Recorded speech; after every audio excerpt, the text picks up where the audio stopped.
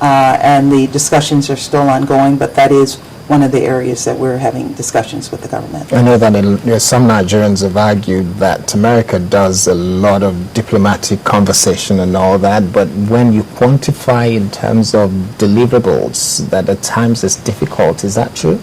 I would disagree with that completely. No, it would be good to hear. I think, let me just say that we believe dealing with terrorism here in Nigeria and elsewhere requires many more tools than security tools. For example, we think that development issues are important in the north, so that Boko Haram is not attractive to populations who are disaffected. We have a very robust AID program providing development, and we are working with the government to assist in the delivery of development assistance in the north as well. I can't give you the figure off the top of my head of exactly what that amounts to. You were just going into my brain just now because I was thinking Nigerians love numbers. If you had said that we've spent $2 billion, then that would be something for us to hold on to. I can promise you we did not spend $2 billion. But I would say in the millions of dollars we are supporting the government, and I'm sure somewhere in the material that I have with me is the exact figure, but I don't have it in my head. Okay, so what time frame are we looking at for this training that you're talking about? We're looking at immediately. Part of my team, I came with a very senior team. I was accompanied by the commander of AFRICOM, the national security advisor to the president on Africa, the Africa head of USAID, the Deputy Secretary of Defense for Africa. So it was a high-level team, and we come with a lot of possibilities and resources.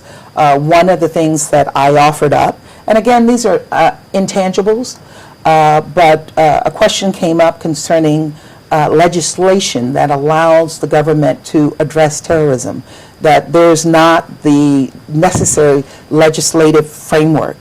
And so I offered that we can work with the government on developing that legislation.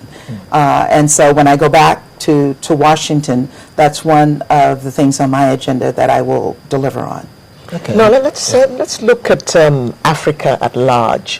What is America's policy regarding Africa? I think we have a very strong long-term and abiding partnership with Africa. President Obama has laid out a strategy that looks at Africa in a very positive light. We want to see development. We want to see energy. We want to see a partnership with the African people where it's an equal partnership. So when President Obama was in Africa this year in June, he announced 3 major initiatives. Well, I should quickly add that he did not stop in Nigeria. And there are about 30 other countries that have that same complaint. So I can't answer that, but we always regard ourselves as the giant of Africa. And so I actually agree with you that you are the giant of Africa. That's heartwarming. Yes. But during that visit, he announced 3 big initiatives. Power Africa, for which Nigeria is one of the 6 countries to participate. Nigeria was selected because Nigeria has made some major progress in privatizing the energy sector. President Obama made the point that 85% of Africa lives without regular electricity. And electricity is really the engine of growth. It's the most important infrastructure you can have if you want investment.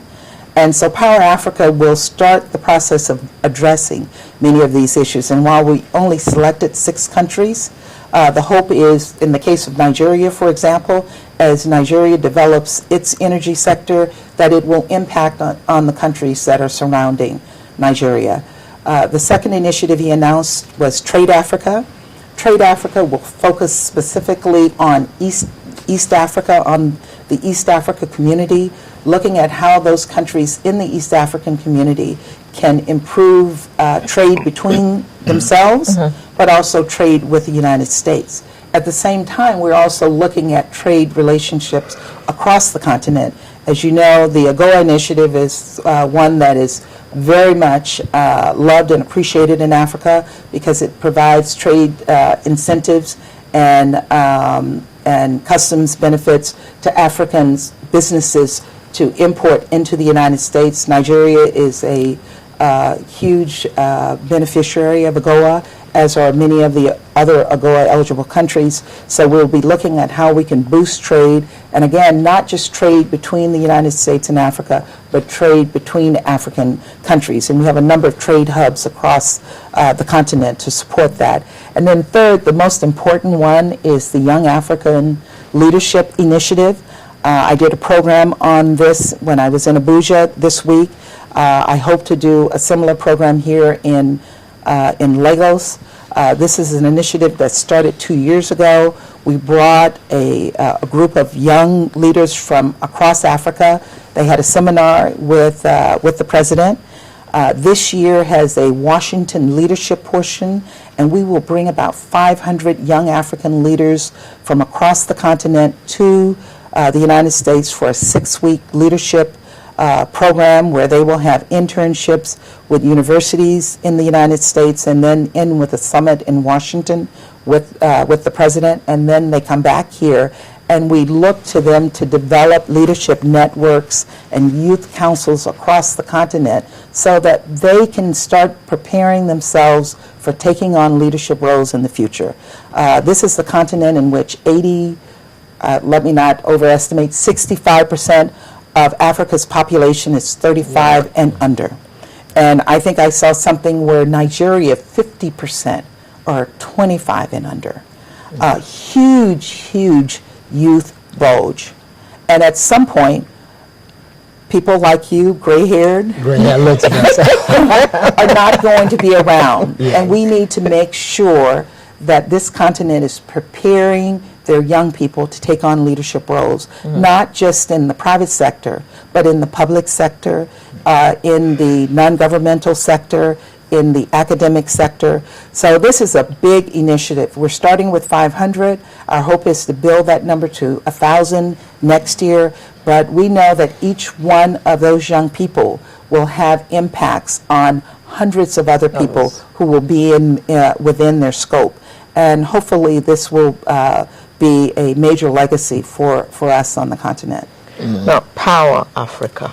Yes. I mean, that is very important. I mean, that would have been music to the ears of Nigerians. Yes, the sector has been privatized, but nothing is happening yet. So what role does your government intend to play in giving us power? Because we're all now, ding, let's hear what it is that they intend to do. Partnership. It's a partnership, and it's a partnership between the United States government, the private sector, and the countries who are involved. So we're looking for a major, major contribution of the private sector, and here in Nigeria, the private sector, they've raised their hands and they've stood up and have made major investments already. We're not going to see Power Africa light up overnight. No. This is a major, major undertaking, and it's going to take years to see the fruits of. But we're hoping that we start bearing fruit early. And how early is early? I think we've already seen it in Nigeria with the privatization. Because part of the problem with power in Africa is that if the power industry is in the hands of government, then it doesn't make money. No. And if it doesn't make money, it's not efficient. And if it's not efficient, it means people are not getting electricity. So in the hands of the private sector, where they want to make money, they have a vested interest in making sure it's successful. That's the first step, and that's already started to happen here in Nigeria. So I think you're going to see the fruits of this rather quickly. The question I'll be asking you is, we look at what is happening in the private sector now with regards to power. And I went through a list of companies that are currently owning the generating companies and the distribution companies and working on the transmission as well. And I noticed that there are quite a lot of them having Chinese companies as part of the consortium. And I am not seeing a lot of American companies Well, involved. actually, there are American companies who have expressed an interest and who are